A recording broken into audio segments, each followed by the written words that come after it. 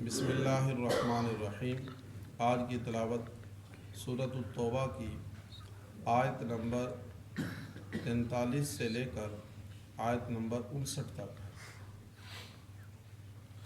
جس کا خلاصہ یہ ہے غزوہ تبوک جو نبی اکرم صلی اللہ علیہ وسلم کی حیات طیبہ کا آخری معرکہ تھا، اس میں چونکہ مقابلہ سخت تھا اور سفر دور کا تھا، اس لیے نبی اکرم صلی اللہ علیہ وسلم کی جانب سے یہ حکم تھا کہ اس میں تمام حضرات جو کچھ مالی طور پر پیش کر سکتے ہیں وہ بھی پیش کریں، اور جانے کے لیے بھی سب کے سب لوگ تیار ہو جائیں۔ کھجور کا پھل جو پکنے کے قریب تھا، وہ جس پر مدینہ منورہ کے لوگوں کا گزارا تھا،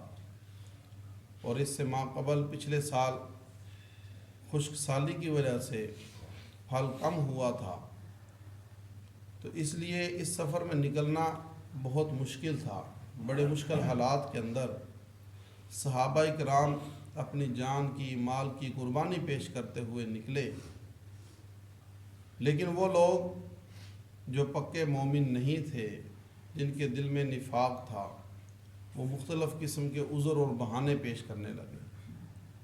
ان آیات میں انہی لوگوں کی نشاندہی کی گئی ہے۔ فرمایا جو لوگ اللہ اور آخرت پر ایمان رکھتے ہیں وہ جہاد فی سبیل اللہ میں جانے کے لیے کبھی عذر پیش نہیں کریں گے، کبھی آپ سے آ کر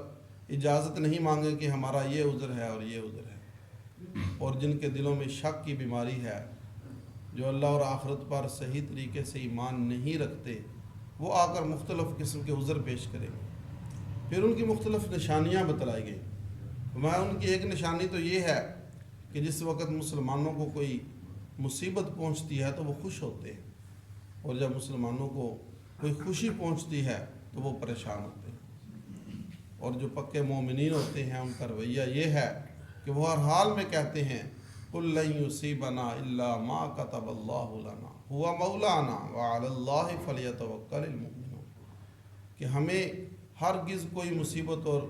تکلیف نہیں پہنچ سکتی مگر جو اللہ نے پہلے سے ہمارے لیے لکھ دی ہے،